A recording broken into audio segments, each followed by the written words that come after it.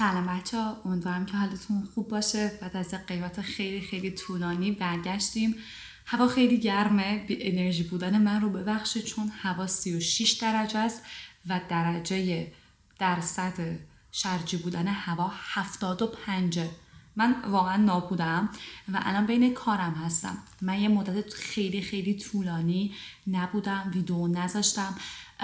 چند تا دلیل داشت. اولین دلیلش این بود که تو امتحانا بودم و کلا سعی کردم به خاطر امتحانام که خیلی خیلی برام مهم بود یکم فعالیتم رو کم بکنم و بعد از اون متاسفانه با اینکه من کلی ویدیو براتون آماده کرده بودم یهو وارد جنگ شدیم. ایران این مشکلات خیلی وحشتناک رو داشت و مثلا صلاح ندونستم که تو اون دوره برای شما ویدئویی بذارم. سعی کردم از هر پلتفرمی که دارم با هر چقدر دنبال کننده کمی که دارم ولی سعی کنم فقط به خاطر اطلاع رسانی ازشون استفاده بکنم. برای همین کلا هیچ ویدئویی نذاشتم، همه ویدیوها مونده روی هم دیگه و این مدت هم بعد از اینکه حالا یه ذره شرایط آروم شد خیلی دوست داشتم براتون ویدیو بذارم ولی خوردیم به یک مشکلی که ترجیح دادم الان این ویدیو رو امروز ضبط کنم، همینجوری سریع بدون هیچ ادیتی براتون آپلود کنم و راجع به یک موضوع خیلی خیلی مهم صحبت کنیم و بعد برگردیم به روال قبلی چنل. متاسفانه از موقعی که حالا این اتفاقات توی ایران افتاد و یک 12 روز وحشتناک ما توی ایران تجربه کردیم، چه مایی که از دور خانواده هامون رو میدیم تو اون وضعیت هستن، چه شمایی که دقیقاً وسط عمق فاجعه بودید، خیلی سختی کشیدیم همه با هم دیگه و متاسفانه تو این زمان بچه هایی که میخواستن برای فرانسه درخواست ویزا بدن به یک مشکلی برخوردن و اون مشکل رو میخوایم الان با هم توضیح بدیمش، راجع بهش حرف بزنیم و نظر خودم رو راجع بهش بهتون بگم و بگم که با توجه به اتفاقات گذشته‌ای که مشابه بوده بهترین تصمیم الان چیه. اتفاقی که افتاد توی این مدت این بود که بچه‌هایی که میخواستن برای پرداخت بررسی پروندهشون برن کامپوس فرانسه تهران متوجه شدن که کامپوس بسته است. تقریبا اعلام کرده بود اگر اشتباه نکنم تا 29 یا 28 خرداد گفته بود بسته ایم، ولی بچه‌ها وقتی بعد از این تاریخ هم رفتن کامپوس هیچ کس اونجا نبود، در و براشون باز نکرد،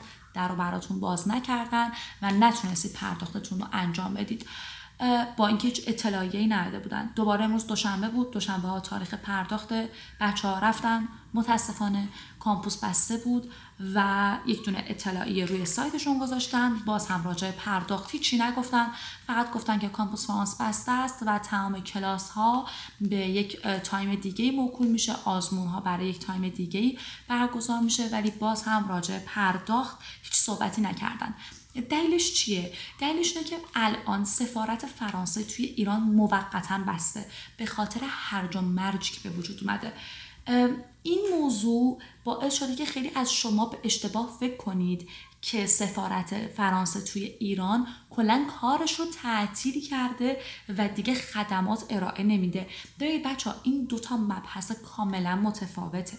یعنی سفارت که زمانی میاد اعلام میکنه میگه من دیگه توی ایران هیچ خدمات ویزایی ارائه نمیدم و در اون حالت بچه‌ها باید از کشور ثالث اقدام کنن، چیزی که شما هر روز دارید ازم پرسید، یعنی از ترکیه یا از ارمنستان. ولی توی شرایط کنونی شما اگر بخواید برید از ارمنستان یا ترکیه اقدام بکنید بهتون میگن که کشور خود شما خدمات ارائه میده، چون سفارت فرانسه الان موقتی فقط تعطیل کرده. یعنی اینطور نیست که قرار باشه کلا کارهای اداریشو از هم ببره، حداقل الان به ما اطلاعیه‌ای ندادن. پس شما اصلا نمیتونید الان از ارمنستان و ترکیه اقدام بکنید یا هر کشور دیگه مگر اینکه اقامت اون کشور رو داشته باشید، حالا اقامت 6 ماهه، 3 ماهه یا بیشتر. ولی در حالتی که شما اقامت ایران رو دارید، ساکن ایران هستید، باید از سفارت فرانسه توی ایران، از کامپوس فرانسه تهران اقدام بکنید و شرطشو ندارید که از جای دیگه اقدام بکنید مگر اینکه سفارت بیاد اعلام بکنه بگه ما دیگه هیچ خدمات ویزا ارائه نمیدیم. اون موقع است که شما این اجازه رو دارید. حالا بچه‌ها، شماها در واقع الان به این تکاپو افتادید که ما باید چی کار کنیم، الان چه راهی درسته که انجام بدیم. ببینید متاسفانه الان به جز صبر کار دیگه ای نمیتونید انجام بدید. امروز فکر میکنم 30 ژوئن باشه و شما دورتون بچه های مثلا استراسبورگ تا 14 تا 16 سپتامبر اجازه دارن که بیان. بقیه شهرها هم همینطور هستن، از 1 سپتامبر تا 16 سپتامبر اجازه دارن که بیان. حالا خیلی هم دورشون اکتبر شروع میشه. میتونیم بگیم تقریبا شما 2 ماه دیگه همچنان فرصت دارید و هر لحظه اگر شما الان میخواید پلنتون رو کنسل کنید، به دانشگاه ایمیل بزنید، بگید که ما میخوایم ترم ژانویه بندازیم مثلا دورمون رو، پولمون رو انتقال بدیم برای ترم ژانویه. هر لحظه ممکنه که کامپوس فرانس باز کنه، ممکنه که سفارت باز کنه و بگه یهو براتون لینک بیاد یا مثلا براتون یه دونه پرداختی بفرستن بگن بیاید پرداخت رو انجام بدید و شما مجبور بشید که پروندهتون رو ادامه بدید و اون موقع یک تاثیر خیلی خیلی خیلی منفی میذاره روی پرونده شما. پس نمیتونید الان یهو رها کنید و یهو بندازید برای ژانویه بدون هیچ دلیلی. و حتی تا جایی که من میدونم مثلا دانشگاه استراسبورگ فقط در صورت ریجکتی قبول میکنه که پول شما رو به ژانویه انتقال بده، در غیر این صورت میگه پرداخت دوباره انجام بدید. الان تصمیم درست این نیست که سریعا بخواید یک کار درست در واقع این نیست که سریعا بخواید یک تصمیمی بگیرید و سریع پلنت رو تغییر بدید. ما قبلا این شرایط رو داشتیم تقریبا 5 سال پیش، نزدیک کرونا بود. اون موقع هنوز کرونا، من خودم ایران بودم 6 سال پیش فکر میکنم، کرونا هنوز دقیق اعلام نشده بود که همچین بیماری هست. فقط یک مقدار تعداد بیماری ها کسی به بیمارستان مراجعه میکردن زیاد شده بود. موقتا یک سری ارگان ها بسته شدن و دوباره باز کردن و بعد که دیگه کرونا به صورت وحشتناک بین مردم شیوع پیدا کرد، اون موقع مجبور شدن که کلا ببندن برای 1 سال. میدونید همه تعطیل بودیم. ولی قشنگ یادمه که تو اون تاریخ یک دوره بست در حد 2-3 هفته یهو باز کرد، واسه یه سریا حتی ویزا صادر شد و بعد دوباره متوجه شدن که حالا این بیماری خیلی جدی و کامل بستن. پس شما الان نمیتونید تصمیم بگیرید و بگید که ما میخوایم پلنمون رو تغییر بدیم یا تغییر ندیم. تنها کاری که الان میتونید بکنید تو کار خیلی مهم هست، یک ثبت کردن و اینکه همچنان زبانتون رو بخونید، برای مصاحبه آماده بشید، نهایتا مثلا صبر بکنید، حداقل تا هفته اول آگوست صبر بکنید و اگر دیدید که خبری از کامپوس نشد، خدایی نکرده دوباره جنگ ادامه پیدا کرد، VFS بسته موند و اعلام کردن که ویزا صادر نمی‌کنن، اون موقع دیگه با دانشگاهتون صحبت کنید که پذیرشتون رو انتقال بدن به ژانویه. ولی الان نمیتونید این کار رو انجام بدید و به نظر من کار درستی نیست.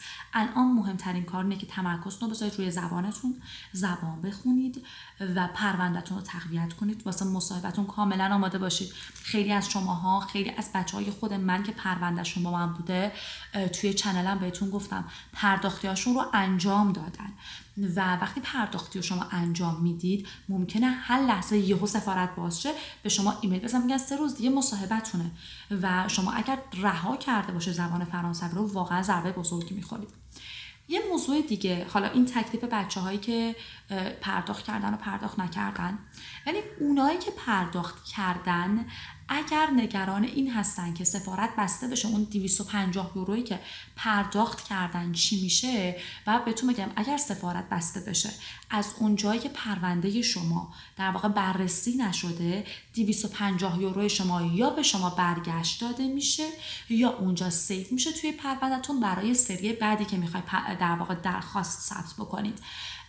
دوران کرونا خیلی از بچه‌ها پرونده داشتن و وقتی که بسته شد اومدن گفتن ما این پول رو سیو نگه می‌داریم، کامپوس فرانس گفت ما این پول رو سیو نگه می‌داریم و بعد از دوران حالا کرونا که دوباره مرزها باز شد، سفارت‌ها باز شد، با همون پرداختی که از قبل انجام داده بودن رفتن دوباره پروندهشون رو آپلود کردن، پیش بردن دیگه لازم نبود پرداختی انجام بدن. نمیدونم این سری هم همین کار رو میکنن یا پولتون رو برگشت میزنن، ولی پول شما سوخت نمیشه.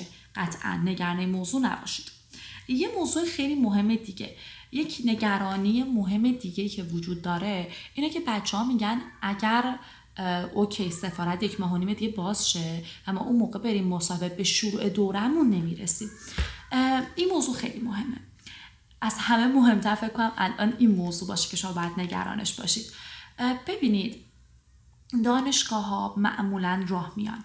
الان تمام ارگان ها، تمام مراکز آموزشی داخل فرانسه، همه مردم عادی از جنگ بین ایران و اسرائیل خبر دارن.